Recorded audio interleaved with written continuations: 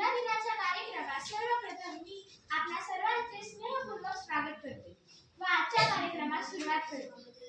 जन्म येण्याचं कारण स्त्री, नात्यामधली गुंफण स्त्री। जन्म येण्याचं कारण स्त्री, नात्यामधली गुंफण स्त्री। दुःखाला लिंपण स्त्री, मायेचं शिंपण स्त्री। जिस्ताना दरवळणारं देवाऱ्यातलं चंदन स्त्री। सर्वांना जगाला मिळालेलं एक वरदान असते स्त्री। आजच्या कार्यक्रमाचे अध्यक्षपद आनंदी स्वीकारावे अशी मी त्याला विनंती करते। आत्ताच माझी मैत्रीण सिद्धीने जी अध्यक्षपदाची सूचना मांडली त्यास मी सर्वानुमते अनुमोदन देते।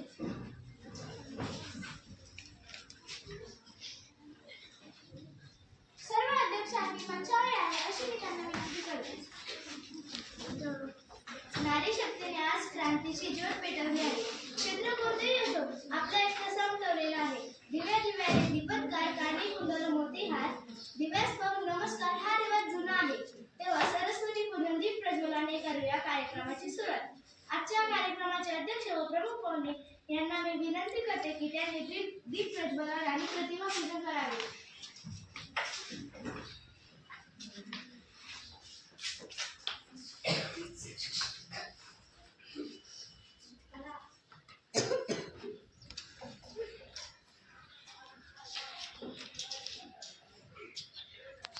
हास हास माझ्या जीवा असा संसारात हास, बहिणाबाई म्हणतात।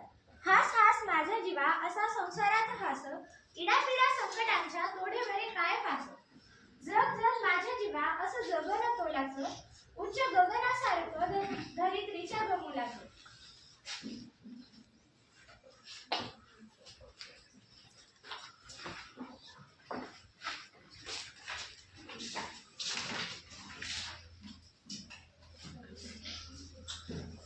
विद्यार्थी वर्ग, महिला दिनानिमित्त आपल्या आयुष्यातील प्रेरणादायी महिलांविषयी त्यांचे योगदान तसेच महिलांचे सक्षमीकरणाबद्दलचे आपले अनुभव व्यक्त करण्यासाठी आम्ही आपल्याला आमंत्रित करतो। सर्वप्रथम आपले भाषण व्यक्त करण्यासाठी येत आहे धनश्री जंगम।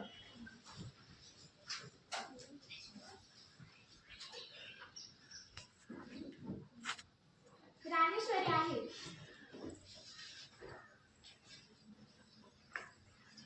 नमस्कार मित्रांनो, माझे नाव रामेश्वरी अमोल आहे।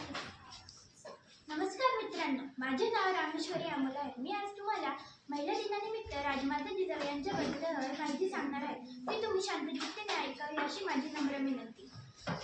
महाराष्ट्राचा साज तू रंडागिनीचे रूप तू, महाराष्ट्राचा साज तू रंडागिनीचे रूप तू।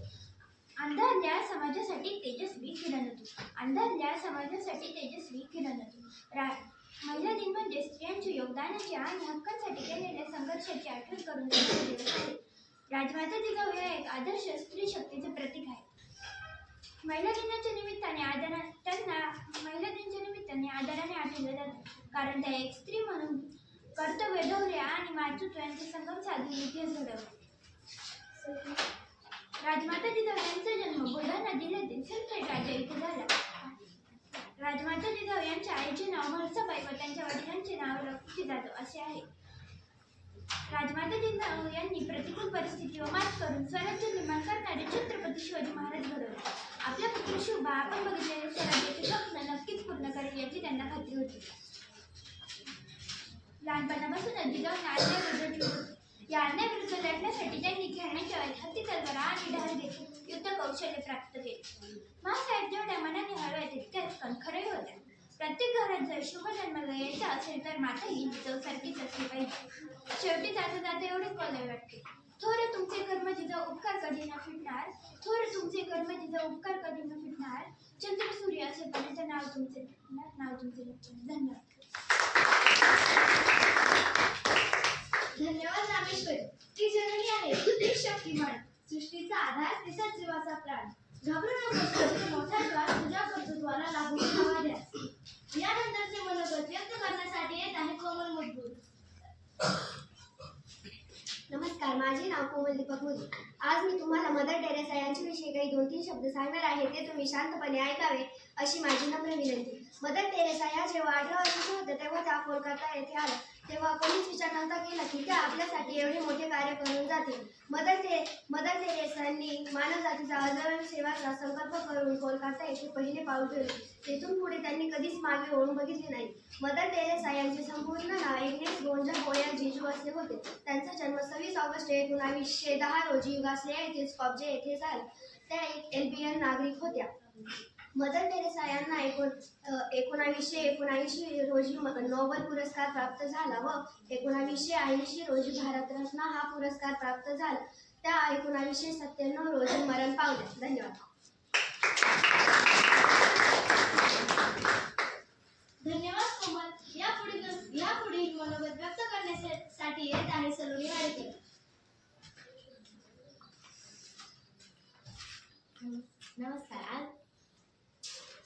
नमस्कार, माझे नाव सलोनी नंदकिशोर वाडेकर. याची 6वी तुकडी. मी आज आईविषयीवरील भाषण करणार आहे. ते तुम्ही शांत चित्ताने ऐकावे अशी माझी नम्र विनंती.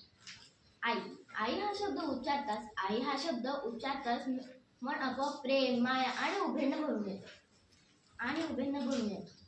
आपल्या आयुष्यातील सर्वात पवित्र, सर्वात निस्वार्थ आणि सर्वात प्रेमळ नातं म्हणजे आईचंच नातं असतं. आई आपल्याला जन्म देते, आई आपल्याला जन्म देते. आई आपल्याला चालायला शिकवते, आई आपल्याला बोलायला शिकवते. सर्वात महत्त्वाचं आई आपल्याला चांगला माणूस बनवायला शिकवते. तिचा स्वतःचा विचार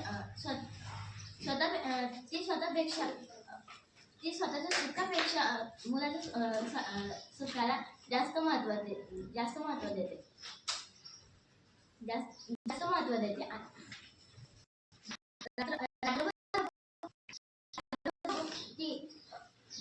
ती आपल्या वेदनेवर प्रेमाची मलम लावते.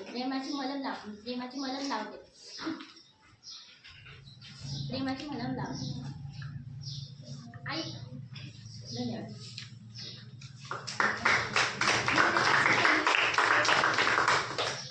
झेलून वादळे नवी दिशा तुझा, तुझे श्रीश्व आहे तूच तुझा आधार.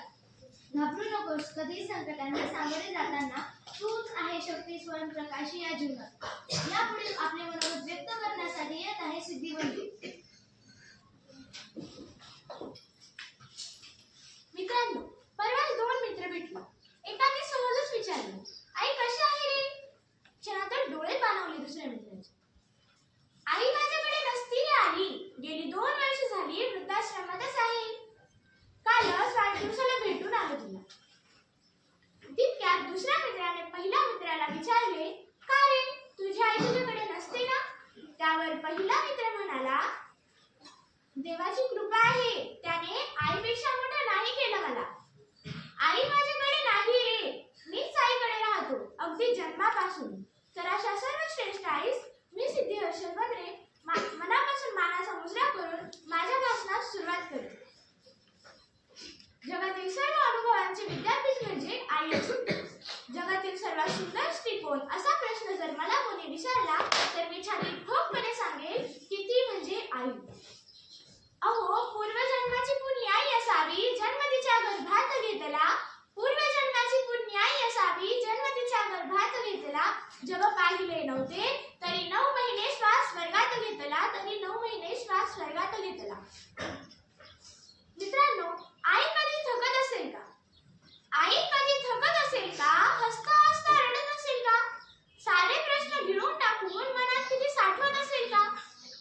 सकाळी उठून जागवते, दुपारचे जेवण बनवते, आपण जेवून विसावतो तिचं हसू हरवत असेल का? कधी कुठे दुखत असेल का? थोडंसं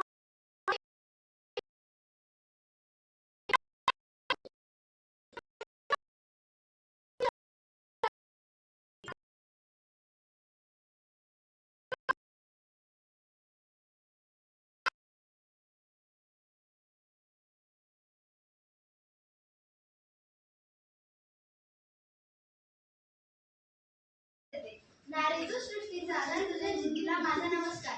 यापुढील आपल्या वर्गातील अध्यक्ष आपले भाषण करतील.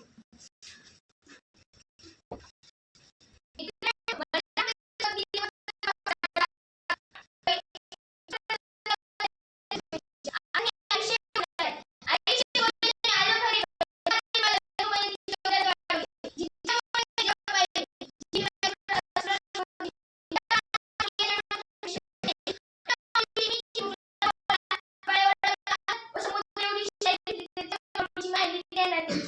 सुरेश भट तर म्हणतात, आई तुझी अशी आई न रोज गाणी, माझी तुझ्या गाणी गेली भिजून जवानी. एवढी बोलून मी माझी भाषा थांबवतो.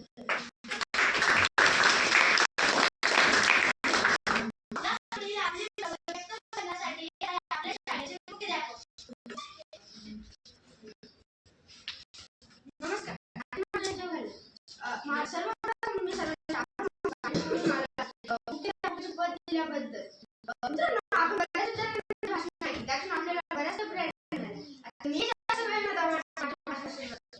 मित्रांनो, आता 8 मार्च म्हणजेच महिला दिन आहे. महिला दिन 8 मार्चला साजरा केला जातो. मित्रांनो, आता तुम्हालाही प्रश्न पडला असेल ना, महिला म्हणजे नेमकी कोण? ऐका तर मग. आपली आई, आजी, मोठी बहीण, छोटी बहीण यांना महिला असे म्हणतात. मित्रांनो, महिला आपल्या देशाला प्रगत करत आहे. मित्रांनो, आज महिला आजच्या युगात बघितलं तर महिला सर्व बाबतीत पुढे आहे. अभ्यासाच्या बाबतीत, शिक्षणाच्या बाबतीत महिला सर्वच बाबतीत पुढे आहे. मित्रांनो, महिला आपल्या देशात प्रगत करत आहे, विकसित करत आहे. पण आज स्त्रियांबाबत समाजात बऱ्याच काही वाईट घटना घडत आहेत, जसे की बलात्कार. हे सर्व आपल्यामुळे घडत आहे. तुम्ही म्हणा आपल्यामुळे काय? ऐका, जेव्हा आपण या स्त्रीकडे बघतो, महिलेकडे बघतो, तेव्हा आपला दृष्टिकोन चांगला असला पाहिजे, ना की वाईट असला पाहिजे. ती एक स्त्री माझी आई आहे, ती एक स्त्री माझी बहीण आहे, ती एक स्त्री माझी आत्या आहे, आजी आहे, मावशी आहे. या दृष्टिकोनातून जर आपण त्या स्त्रीकडे, महिलेकडे बघितलं तर नक्कीच आपल्या देश तर चला तर मग आज आपण सर्व मिळून निर्धार करू की आजपासून आपण ज्या स्त्रीकडे, महिलेकडे बघू, ती स्त्री माझ्या आई समान असेल, ती स्त्री माझ्या आजी समान असेल, ती स्त्री माझ्या आत्या समान असेल किंवा बहिणी समान असेल. धन्यवाद. सुरुवात करण्याबरोबरच त्याचा शेवटही तितकाच महत्त्वाचा असतो. म्हणून आजच्या कार्यक्रमाचा आभार प्रदर्शन घेऊन येत आहे आरोही साळे. घराच्या तुलनेने दरवाजा लहान असतो, दरवाजाच्या तुलनेने कुलूप लहान असते, कुलूपाच्या तुलनेने चावी लहान असते, पण तीच चावी संपूर्ण घर उघडते. त्याचप्रमाणे आज आपल्याला लहान वाटणाऱ्या गोष्टी मोठ्या दरवाजाकडे ढाले मात्र नसतात. त्याचे परिणाम व आजचे अध्यक्ष, मुख्याध्यापक, उपमुख्याध्यापक, पर्यवेक्षक